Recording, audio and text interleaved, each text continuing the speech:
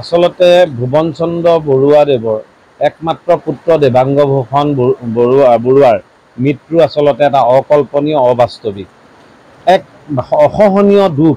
আচলতে এইজন দেৱাংগ ভূষণ আচলতে সৰবৰাহী এজন যুৱক, হাঁহিমুখীয়া এজন যুৱক, সকলোতে মাতবোল কৰে আৰু একমাত্ৰ পুত্ৰ ভুৱন চন্দ্ৰ বৰুৱা।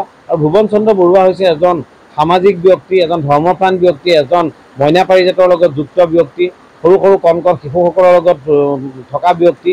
সেই ব্যক্তিজনৰ পুত্ৰ আজি মৃতদেহ শ্মশানলৈ নি তেওঁ মুখাগ্নি কৰিবলগীয়া কথাটো আচলতে আমাক বেদনাহত কৰিছে।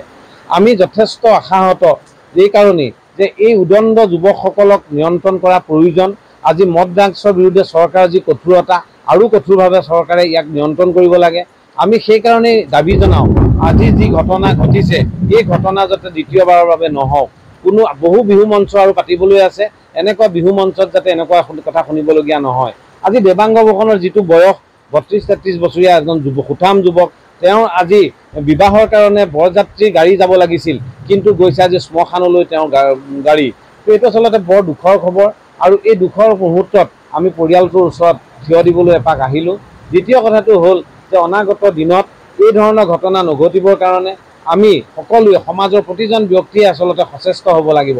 বিহু মঞ্চত যিসমূহ পাতে সেই বিহু মঞ্চখনতো ভলণ্টিয়াৰ থাকিব লাগিব, থাকি যাতে এনেকুৱা ধৰণৰ উদণ্ড যুৱকে যাতে আৰু কাম কৰিব নোৱাৰে তাৰ কাৰণে। আৰু যেতিয়া যি 10জন যুৱকক যি গ্ৰেপ্তাৰ কৰিছে, এই গ্ৰেপ্তাৰ কৰা যুৱককেইজনক কঠোৰৰ পৰা কঠোৰ শাস্তি দিব লাগে, যাতে ভৱিষ্যতে কোনেও এনেকুৱা ধৰণৰ কাম কৰিবলৈ সাহস নকৰে। মই দাবী জনাইছোঁ সেইসকল কালপ্ৰিতক ভালকৈ আইনৰ দৃষ্টিত শাস্তি দিবৰ কাৰণে। আজি মোৰ সম্পৰ্কীয় এজন দদাইদেউ আমাৰ মাজৰ পৰা হঠাতে হেৰাই গ'ল। আমি এনে এখন জেগাত আছোঁ যিখন জেগা সকলোৱে চিনি পায়, চন্দন নগৰ, কিন্তু আজি আমি ইয়াতে ধৰক সুৰক্ষিত নহয়। আজি তেওঁ